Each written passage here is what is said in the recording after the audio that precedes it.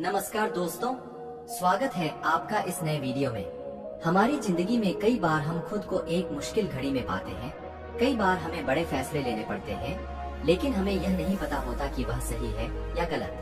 क्या उस फैसले का परिणाम हमारे जीवन में खुशियाँ लाएगा या मुसीबतें। कई बार हमारे पास सही निर्णय लेने की सुझाव नहीं होते और हम जल्दबाजी में फैसला कर लेते हैं, और उन फैसलों की वजह से हमारी जिंदगी सुखमय हो सकती है या फिर नरक से भी बढ़कर हो सकती है। इसलिए सही फैसला लेने की क्षमता हमारे जीवन में सफलता हासिल करने के लिए आवश्यक है। चलिए आज की इस बोध कहानी के माध्यम से जानते हैं कि जीवन में सही फैसले कैसे लिए जाएं और यह भी कि सही निर्णय लेने के तरीका कौन सा है। बिना किसी देरी के कहानी शुरू करते हैं। कई साल पहले की बात है, एक छोटे से राज्य में एक बौद्ध भिक्षु निवास कर रहे थे, जिन्हें सभी जगहों पर उनके ज्ञान के बड़े चर्चे थे। वह बौद्ध भिक्षु बहुत ज्ञानी थे और उनके पास लोग बहुत दूर दूर से आते थे ताकि वे उनसे अपनी समस्याओं का समाधान प्राप्त कर सके। उनके पास कोई भी कैसी भी समस्या लेकर क्यों न आए, वह समस्या का समाधान अवश्य करते थे। जब भी वह किसी की समस्या सुनते तो उस समस्या को बड़े ही ध्यान से सुनते, समझते, उसमें लीन हो जाते और उसके बाद कुछ देर के लिए आंखें बंद करते और समस्या के बारे में अच्छे से सोच विचार करते और उसके बाद उसका समाधान देते। इसके बारे में कोई भी व्यक्ति उनके बारे में केवल एक ही बात सोचता था, शायद इन साधु के पास कोई ऐसी चमत्कारिक शक्तियाँ हैं जिससे वे यह समाधान पूछते हैं और उसके बाद हमें वह समाधान बताते हैं। एक बार एक युवक ने उन महाराज से यह पूछ भी लिया कि क्या आपके पास ऐसी कोई चमत्कारी शक्तियाँ हैं जिसके कारण आप हमारी समस्याओं का समाधान करते हैं, या आपके पास ऐसी कोई दिव्य दृष्टि है जिससे आप हमारी समस्याओं का समाधान खोज पाते हैं। उस युवक की यह बात सुनकर वह साधु जोर जोर से हंसने लगे, लेकिन उन्होंने उस युवक की बात का कोई जवाब नहीं दिया। उसके कुछ ही दिनों बाद उस राज्य में एक बड़ी अजीब सी घटना घटी। उस राज्य में एक बूढ़ी औरत रहती थी जो अपने पूरे घर में अकेले ही रहती थी। उसका कोई ना था। उस राज्य से होकर 4 मित्र अपने घर की ओर जा रहे थे। वे लोग दूसरे नगर में काम करके पैसा इकट्ठा करके अपने गांव की ओर जा रहे थे। यह बात बहुत पुराने जमाने की है, जब यातायात के साधन न हुआ करते थे, इसलिए वे लोग पैदल ही यात्रा किया करते थे। इसी कारण वे चारों मित्र अपने अपने धन को इकट्ठा करके अपने गांव की ओर प्रस्थान कर रहे थे। उन चारों ने अपना अपना धन एक छोटी सी पोटली में रखा था और उसी पोटली में उन सभी कमाई थी। तभी उन चारों मित्रों में से एक मित्र ने कहता है, मित्रों, इस तरह से यदि हम अपना धन अलग अलग रखेंगे तो इससे हमारा धन चोरी हो सकता है। क्यों न हम अपना सारा धन एक ही पोटली में रख दें, जिससे हम सब इस पर ध्यान भी दे सकेंगे और हमारा धन सुरक्षित भी हो जाएगा। और जब हम अपने गांव पहुंच जाएंगे तो हम वहां पर अपना अपना हिस्सा इसमें से ले लेंगे। उन तीनों मित्रों ने उस युवक की बात मान ली और वे सभी मिलकर अपना धन एक ही पोटली में रख दी और वे सभी मिलकर अपने गाँव की ओर बढ़ते हैं। काफी समय बीत चुका था और अब रात्रि होने वाली थी। तभी आगे चलकर रास्ते में उन्हें एक घर दिखाई दिया जहां पर एक बूढ़ी औरत रहा करती थी। रात्रि का समय बीत चुका था और उन चारों मित्रों को रात ठहरने के लिए कोई अच्छी जगह ढूंढनी थी। इस पर उन चारों ने मिलकर योजना बनाई कि वे आज रात इसी घर में ठहरेंगे। उन चारों ने वह घर की दिशा में बढ़ते हुए देखा कि दरवाजा खटखटा रहा है। सामने से एक बूढ़ी औरत दरवाजा खोलती है और उनमें से एक ने हाथ जोड़कर कहा, माता जी, हम अपने गाँव की ओर जा रहे थे, लेकिन रास्ते में ही रात हो गई है और अब हम इतनी रात में सफर नहीं कर सकते। हमारी आपसे विनती है कि हम आपके यहाँ एक रात के लिए ठहर सकते हैं। सुबह होते ही हम यहाँ से चले जाएंगे। बूढ़ी औरत ने काफी सोच विचार करने के बाद कहा, ठीक है, तुम सभी आज रात के लिए यहाँ ठहर सकते हो, मुझे कोई दिक्कत नहीं है। मैं खाना बनाने जा रही हूँ, कहूँ तुम लोगों के लिए भी बना दूँ। उन चारों ने सहमति दिखाई और कहा, हाँ बिल्कुल। उन चारों ने अपने धन की पोटली को उस बूढ़ी औरत को थमा दी और कहा, माता जी, इस पोटली में हमारे साल भर की कमाई है। हम चारों ने अब तक का अपना सारा कमाया हुआ धन इसी पोटली में रखा है और अब हम इसे आपको सौंपते हैं। हम चाहते हैं कि यदि हम चारों में से कोई एक व्यक्ति से लेने आए तो आप इस पोटली को उसे मत देना जब तक कि हम चारों एक साथ इस पोटली को लेने न आए।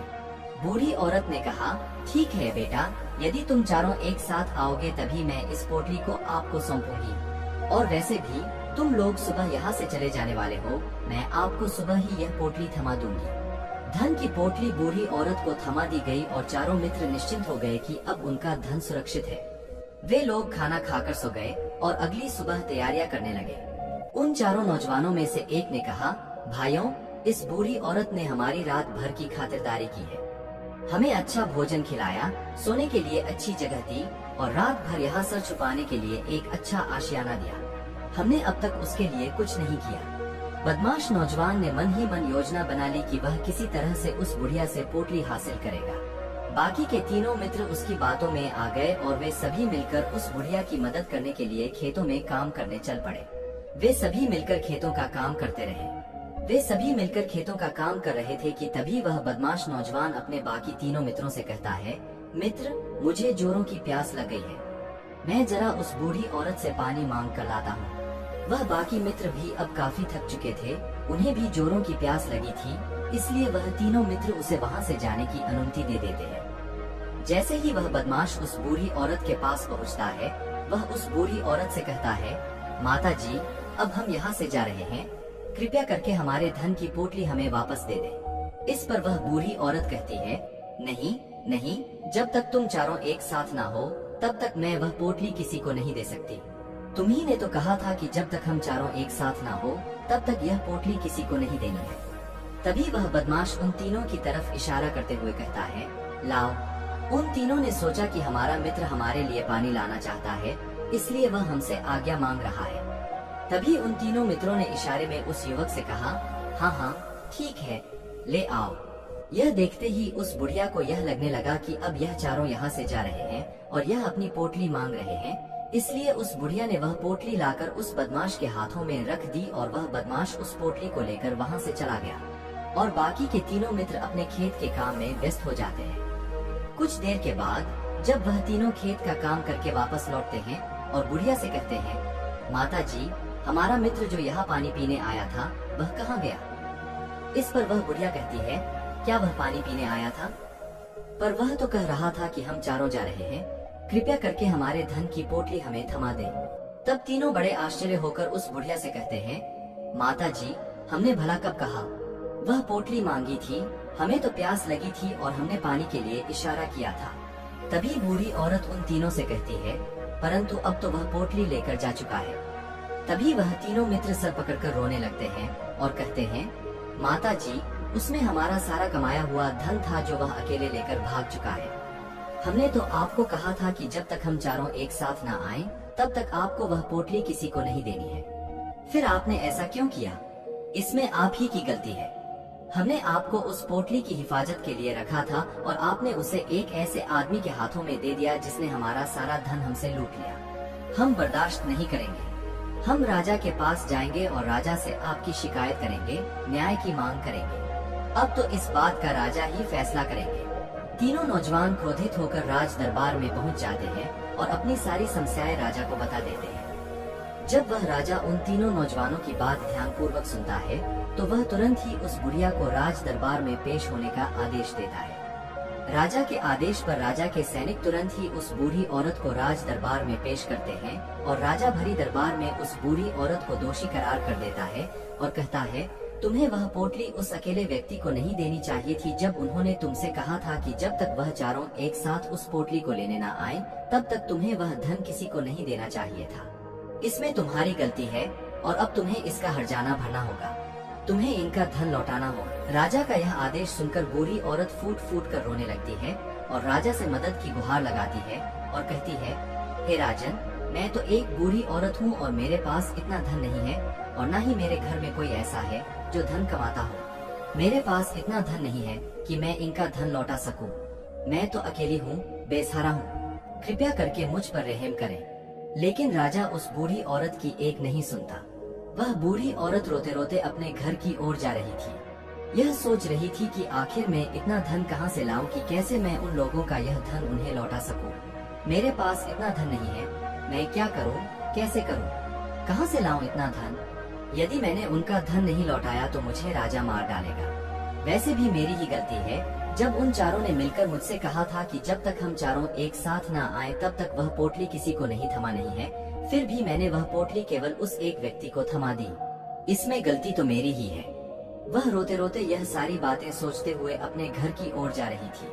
तभी रास्ते में उस बूढ़ी औरत को वही संत मिले जो उस नगर में किसी भी समस्या का समाधान बड़ी ही सरलता और सहजता से करते हैं। उन्होंने उस बूढ़ी औरत से कहा, क्या बात है बेटी, क्यों रो रही हो?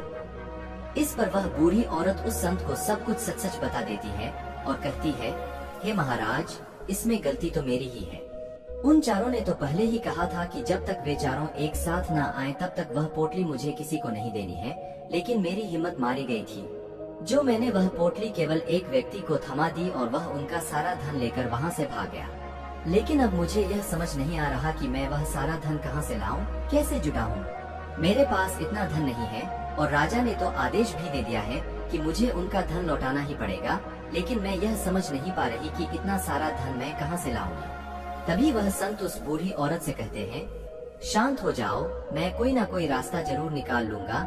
इतना कहकर वह संत वहीं पर बैठ जाते हैं, ध्यान करने लगते हैं। कुछ देर के लिए आंखें बंद कर सोचते हैं, विचार करते हैं, मौन रहकर वह समस्या का समाधान निकालते हैं। उसके बाद वह उस बूढ़ी औरत से कहते हैं, बेटी, राजा ने किया है वह बिल्कुल गलत है। आपने जो किया इसमें आपकी कोई गलती नहीं है, राजा का फैसला गलत है। उन संत के इतना कहने पर बूढ़ी औरत चुप हो गई और यह सोचने लगी कि आखिर राजा का फैसला कैसे गलत हो सकता है। राजा तो सभी के लिए न्याय ही करते हैं और वह कभी किसी का बुरा नहीं करते। फिर आखिर आज राजा का फैसला कैसे गलत हो गया? उन संत और उस बुढ़िया की बात आसपास के खड़े लोग सभी लोग सुन रहे थे और वे लोग भी बड़े अचरज में थे, क्योंकि राजा का फैसला कैसे गलत हो सकता है। राजा ने तो बिल्कुल सही फैसला लिया है। इस प्रकार उन संत और उस बुढ़िया को उनका धन तो लौटाना ही चाहिए, राजा ने गलत फैसला कहाँ किया है। तभी वह संत उस बूढ़ी औरत से कहते हैं, जाओ और राज दरबार में कह दो कि हे राजन, आपका फैसला गलत है और सही क्या है, गलत क्या है, इसका फैसला मैं करूँगा। पहले तो बूढ़ी औरत इतनी हिम्मत ही नहीं जुटा पा रही थी कि वह राज दरबार में जाकर भरे राज दरबार में राजा को यह कह सके कि राजन, आपका फैसला गलत है। लेकिन जैसे तैसे उसने हिम्मत जुटाई और वह वापस राज दरबार लौटी। उसने डरते हुए भरे राज दरबार राजा से बड़ी थर्रा आवाज में कहा, हे राजन, आपने जो फैसला किया है वह फैसला गलत है। इतना कहकर उसने राजा को सारी बात सच सच बता दी। उस बूढ़ी औरत की बात सुनकर राजा बहुत क्रोधित हुआ। राजा ने उस बूढ़ी औरत से कहा, कौन है वह संत जिसने मेरे फैसले को गलत बताया है? क्या उन्हें नहीं लगता कि मैंने सही निर्णय लिया है? मैं हर रोज कई निर्णय लेता हूँ, कई फैसले करता हूँ, लेकिन आज तक कभी किसी ने मुझसे यह नहीं कहा कि मेरा फैसला गलत है। यदि उन संत ने मुझे सही फैसला न सुनाया, उन्हें फांसी की सजा दे दूंगा।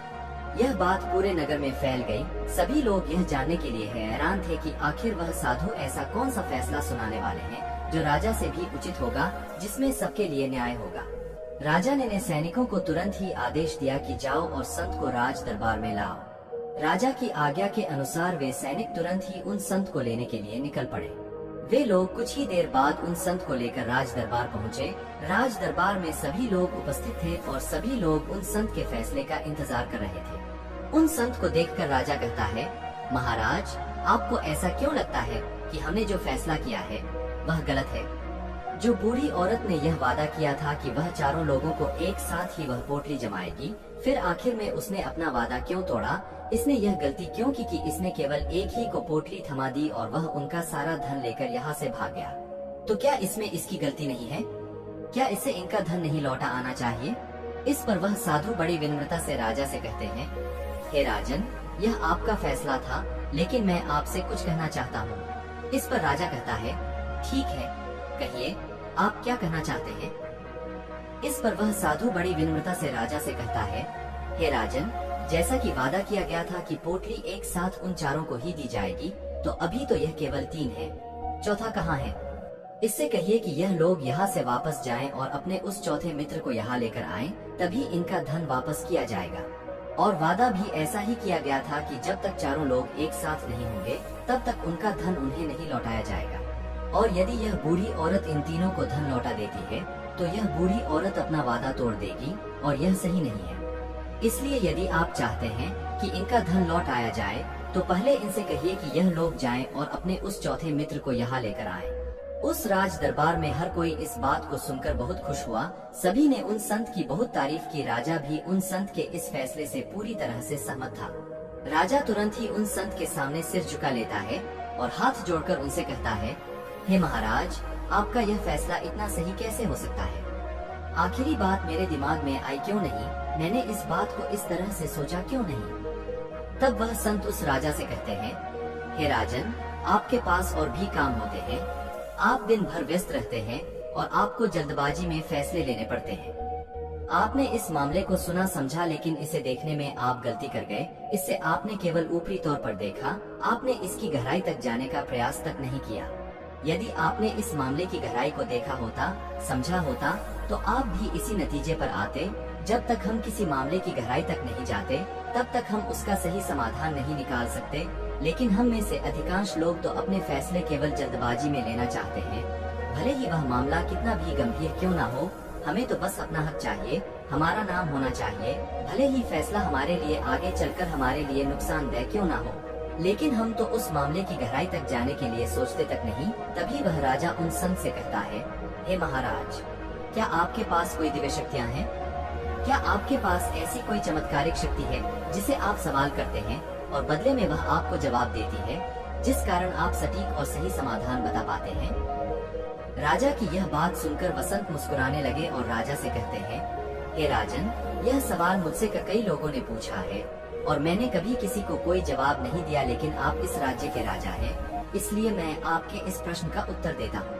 आप में से कई लोगों को यहाँ ऐसा लगता है कि मेरे पास कोई ऐसी शक्तियाँ हैं जिससे मैं बात कर सकता हूँ, जिससे मैं कोई भी समस्या का समाधान पा सकता हूँ। लेकिन मैं आप लोगों को एक बात सच सच बता देता हूँ, मेरे पास ऐसी कोई शक्तियाँ नहीं है। मैं तो केवल हर मामले की गहराई तक सोचता हूँ, उस बात पर विचार करता हूँ, और जब मैं विचार करता हूँ तो मेरे सामने कई सारे समाधान आते हैं, और जो समाधान मेरे सामने आते हैं मैं उन पर भी विचार करता हूँ, उनके बारे में भी गहराई तक जाता हूँ, और जब मुझे लगता है कि इस समस्या का समाधान यही होना चाहिए, तभी मैं समाधान उस व्यक्ति को देता हूँ ताकि वह अपनी समस्या का समाधान कर सके। अब आप ही सोचिए, आप जल्दबाजी में यह फैसला लेकर इस बुढ़िया का जीवन पूरी तरह से बर्बाद कर देते। हमारा पूरा जीवन केवल एक फैसले पर निर्भर करता है। यदि वह फैसला सही हुआ तो हमारा जीवन अच्छा बन जाएगा, और यदि वह फैसला गलत निकला तो हमारा जीवन नर्क से भी बदतर हो सकता है। इसलिए यदि आप सही और सटीक फैसला लेना चाहते हैं तो आपको मौन रहना सीखना पड़ेगा। मौन रहकर उस पर विचार करना सीखना होगा, क्योंकि हमारे फैसले ही हमारा भविष्य तय करते हैं, हमारी जिंदगी का अगला पड़ाव तय करते हैं। फिर चाहे वह फैसले छोटे हो या बड़े, वे ही हमारी जिंदगी को निर्धारित करते हैं। इसलिए सबसे पहले हमें सही फैसले लेने के लिए मौन रहना सीखना आवश्यक है, उन पर विचार करना आवश्यक है, और जब आप ऐसा करते हैं तो आपके सामने एक ही समस्या के कई सारे समाधान निकल कर आते हैं। और जब आप उन पर गौर करेंगे तो आपको यह समझ में आएगा कि उन फैसलों का समाधान कैसा होना चाहिए, कि समाधान से आपको क्या फायदा होगा और क्या नुकसान होगा, या उस समाधान पर सोच और विचार करने पर ही आप उसे समझ सकते हैं, और तभी आप यह निर्णय भी ले सकते हैं कि क्या यह समाधान उचित रहेगा या नहीं। और यह सब संभव हो सकता है यदि हम कम बोलना शुरू करें। अब पूरी तरह से मौन हो जाए, इसका अर्थ है कि आप भीतर से शांत हो जाएं, और जब आप भीतर से शांत होने लगते हैं तो आपका मन स्पष्ट होने लगता है, साफ होने लगता है, और आप किसी भी चीज पर सोच विचार कर सकते हैं। और जब आप भीतर से शांत होने लगते हैं तो आप ऊपर से भी कम बोलते हैं, और जब आप धीरे धीरे कम बोलने के आदी हो जाते हैं तो आप साफ और स्पष्ट तौर पर सोच और समझ पाते हैं। आपके विचारों में शुद्धता आ जाती है, जिससे आपको यह साफ और स्पष्ट देखने को मिल जाता है कि कौन सा फैसला सही होगा और कौन सा फैसला गलत होगा। आपको उस परिस्थिति में क्या करना चाहिए और क्या नहीं करना चाहिए। लेकिन हम में से अधिकांश लोग अपने आप को सही साबित करने के लिए, अपने आप को ऊंचा साबित करने के लिए अत्यधिक बोलते हैं, और इतना बोलते हैं कि हर कोई उनकी बातों को गंभीरता से नहीं लेता। उन्हें ऐसा लगता है कि मानो ज्यादा बोलना ही हमारे लिए हमारा शस्त्र है। लेकिन वह यह भूल जाते हैं कि वह अत्यधिक बोलकर मूर्ख बन रहे हैं। लोग हमारा मजाक बनाते हैं, हमें मूर्ख समझते हैं, हमसे दूर रहने लगते हैं, क्योंकि उन्हें हमारी बकबक अच्छी नहीं लगती। लेकिन जब आप भीतर से शांत होने का प्रयास करते हैं और धीरे धीरे भीतर से शांत होने लगते हैं, तो आप खुद बखुदा जब आप कम बोलना शुरू करते हैं, तब आप अपने आप को बहुत अच्छी तरह से समझना शुरू कर देते हैं, अपने आप पर अच्छी तरह से विचार करना शुरू कर देते हैं। तब आपको यह बात भी बहुत अच्छी तरह से समझ में आने लगती है कि जो हम बेकार की बकबक करते हैं, उस पर हमारे शरीर की बेवजह ही कितनी सारी ऊर्जा यूं ही व्यर्थ हो जाती है, नष्ट हो जाती है, जिसे हम चाहे तो किसी जरूरी काम में लगा सकते हैं, फैसले लेने में लगा सकते हैं, जिससे हम तनाव मुक्त रह सकते हैं और हमें अच्छी नींद भी आ सकती है। और यदि आप इसी प्रकार सोच विचार कर फैसले लेना शुरू करते हैं तो आपका मस्तिष्क भी अच्छी तरह से काम करने लगता है और आपका मस्तिष्क पहले से भी ज्यादा शक्तिशाली हो जाता है। और इसका एक बहुत अच्छा उदाहरण भी आपको मैं बताना चाहूँगा। जब आप स्कूल में पढ़ते थे या फिर आज भी आप पढ़ रहे हो तो आपने देखा होगा कि जो बच्चे होनहार होते हैं, होशियार होते हैं, वे लोग बहुत कम बातें करते हैं और अपना समय सही चीजों में लगाते हैं। वह अधिकांशतः अपना समय मौन होकर ही बिताते हैं। इसी वजह से वह पढ़ाई करने में बहुत तेज होते हैं। वह जो कुछ भी पढ़ना चाहते हैं वह उसे याद कर ले जाते हैं। लेकिन वहीं पर दूसरी तरफ जो लोग बहुत अधिक बोलते हैं, यदि आप उन्हें पूरे 24 घंटे भी दे दें तो भी वह उस तरह से उन चीजों को याद नहीं रख सकते जिस तरह से वह मौन रखने वाले बच्चे उन बातों को याद कर लेते हैं। और महान चाणक्य ने भी यही कहा है कि जो व्यक्ति यह समझ जाता है कि उसे कब, कहां और कितना बोलना चाहिए, उस व्यक्ति को सफल होने से कोई नहीं रोक सकता।